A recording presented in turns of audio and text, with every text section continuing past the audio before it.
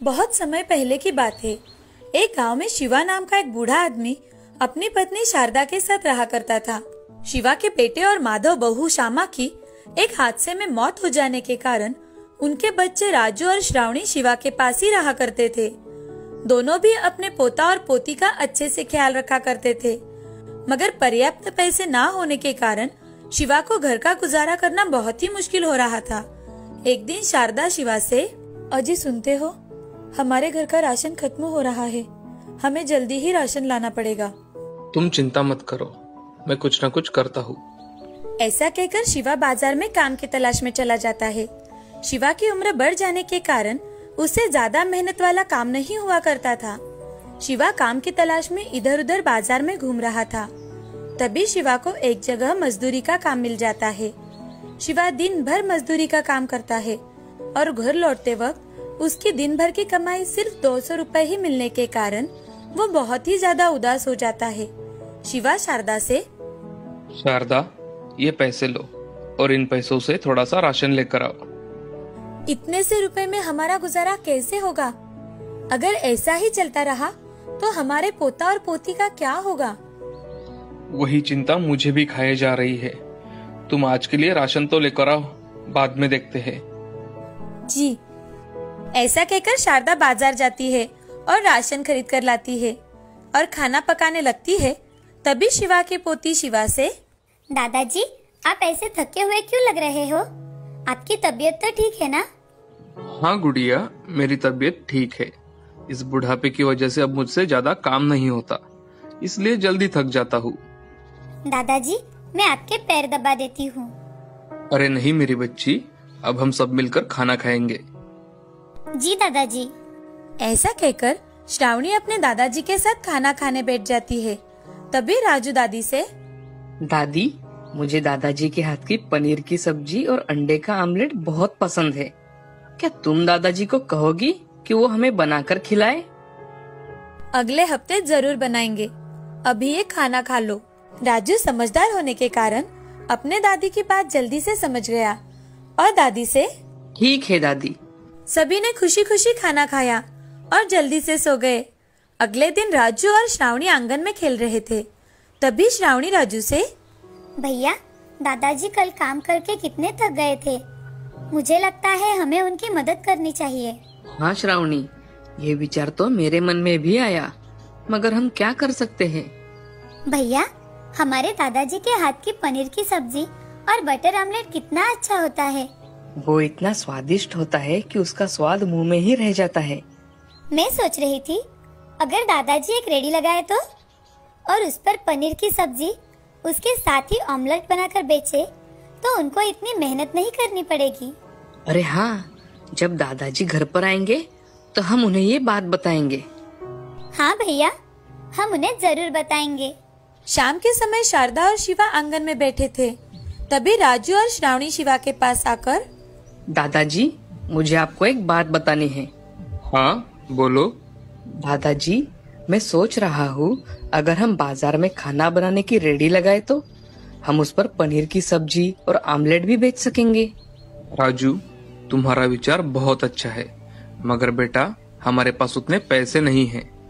मेरे पास कुछ पैसे हैं, ये आप रख लो।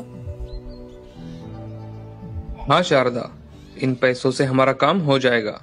ऐसा कहते ही राजू और श्रावणी बहुत खुश हो जाते हैं। उनकी खुशी का तो जैसे ठिकाना ही नहीं था। दूसरे दिन शिवा बाजार में जाकर एक रेडी किराए पर लेकर आता है। उस पर शिवा खाने के पकवान रखकर बेचने लगता है। आज उनका पहला दिन था और इसी कारण उनके रेडी पर कोई नहीं आ रहा था। शाम के समय दो आदमी शिवा के रेडी पर आकर, अरे चाचा जी, आपने कब से रेडी लगाना शुरू किया? मजदूरी का काम करना छोड़ दिया क्या? बेटे, अब मुझसे ज्यादा काम नहीं हो पाता, इसलिए मैंने सोचा एक रेडी लगा लूं। अच्छा चाचा जी, मुझे एक ऑमलेट दीजिए और मेरे दोस्तों के लिए मसाला चीज ऑमलेट बनाइए। जी अभी बना के देता हूँ। शिवा एक प्लेट में ऑमलेट और एक मसाला चीज ऑमलेट बना के देता है। रंगा और उसका दोस्त ऑमलेट खाते हैं। तभी रंगा शिवा से, अरे चाचा जी, आपके हाथ को तो बहुत स्वाद है, मुझे ये ऑमलेट बहुत पसंद आया। आपका ये मसाला चीज ऑमलेट भी बहुत अच्छा है चाचा, हमें बहुत पसंद आया। चाचा जी, मुझे पनीर की सब्जी घर पर पार्सल दीजिए। जी अभी देता हूँ। शिवा रंगा को पार्सल दे देता है। उस दिन शिवा का धंधा ज्यादा नहीं चल पाता, लेकिन जैसे जैसे लोगों को पता चलता है कि शिवा के हाथों में जादू है, उसने बनाया हुआ ऑमलेट और पनीर की सब्जी बहुत ही ज्यादा स्वादिष्ट है, लोगों की भीड़ जमा होने लगती है। उसके साथ ही शारदा रोटियां, दाल, राइस बनाकर बेचा करती थी। शारदा शिवा से, हमने तो कभी सोचा भी नहीं था कि हमारा धंधा इतना अच्छा चलेगा, हमें इतनी तरक्की मिलेगी। हमारे पोता और पोती की आइडिया की वजह से हम हमारा व्यवसाय शुरू कर पाए।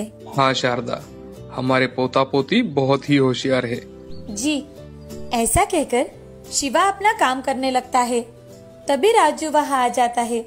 राजू शिवा से, दादाजी, अगले हफ्ते श्रावणी का जन्मदिन है, तो क्या हम हमारे दोस्तों को घर पर खाने के लिए बुला सकते हैं? ठीक है, तुम तुम्हारे और श्रावणी के दोस्तों को घर पर खाने के लिए बुला लेना। ठीक है दादाजी। राजू खुशी खुशी अपने स्कूल चला जाता है। स्कूल में जाकर राजू अपने दोस्तों से, सुहानी, सुरेश, गोलू, अगले हफ्ते श्रावणी का जन्मदिन है, तो हमारे घर तुम जरूर आना। हाँ, हम जरूर आएंगे। हाँ, मैं भी जरूर आऊंगा। ऐसे ही एक हफ्ता बीत जाता है। राजू के दोस्त और श्रावणी के दोस्त बर्थडे के लिए राजू के घर इकट्ठा हो जाते हैं। शिवा और शारदा श्रावणी के लिए एक केक लेकर आते हैं। तभी श्रावणी अपने दोस्तों के बीच खड़ी होती है और केक को कट करती है, सबको खिलाती भी है।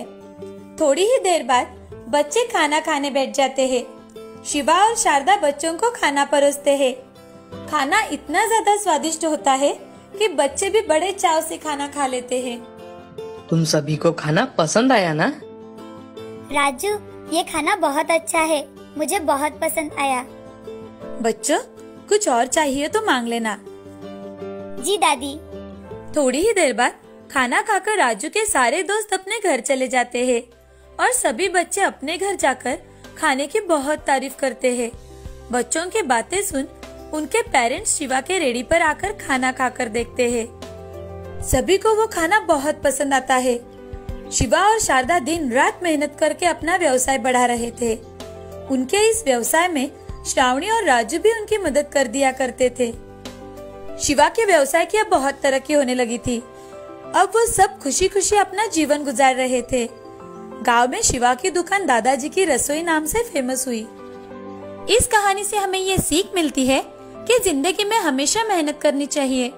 मेहनत करने से रास्ते अपने आप मिल जाते हैं और हमें हमारी मंजिल प्राप्त होती है। कभी कभी छोटी सी कल्पना भी बहुत बड़ा काम कर जाती है।